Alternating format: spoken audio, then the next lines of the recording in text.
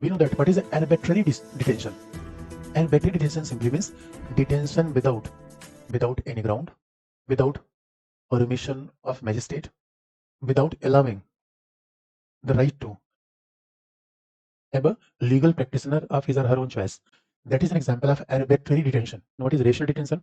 Somebody violated the law, and then thereafter it is very much permitted by magistrate, and thereafter even he is entitled to have a legal practitioner.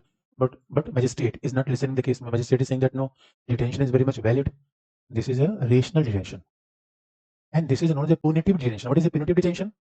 If somebody is committing crime, and because of the permission of judge, magistrate, if somebody is kept behind bar, this is a punitive detention. So punitive detention is very obvious. And the people who are in police lockup, people who are in Tihar, they are under the punitive detention. What is a preventive detention? Detention without telling any ground. It means without any ground, without any permission of magistrate, no right to have a legal practitioner. Simply it means it is a power of police. This is a good example of police state. Even preventive detention can be categorized as arbitrary detention in one sense, but very interesting.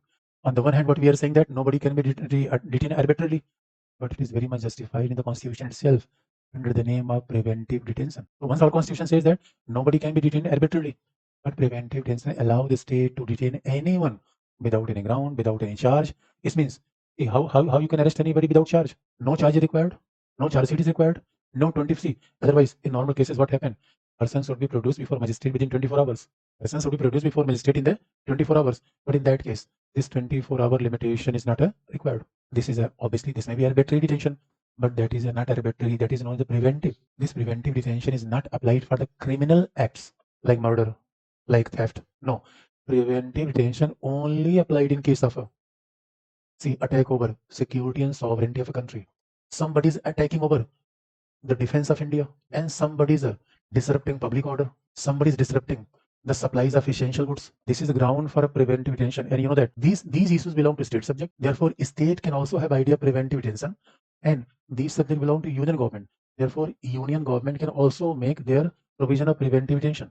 So we are having two kind of preventive detention law. One made by parliament, other made by legislative assembly of state. Preventive detention is very unique. So let's see the why preventive detention came. Wangchuck के खिलाफ ये थोड़ी है कि he committed some murder. No, Wangchuck खिलाफ तो मामला ही नहीं है. Whether he's committing any murder or he's involved in theft, looting property of government of India. No, simply what is the case. Therefore, see, it's very clear that preventive detention doesn't apply over criminal issues. But if somebody is attacking the parliament, if somebody is making conspiracy for a kind of a separatism, why these provisions are very essential.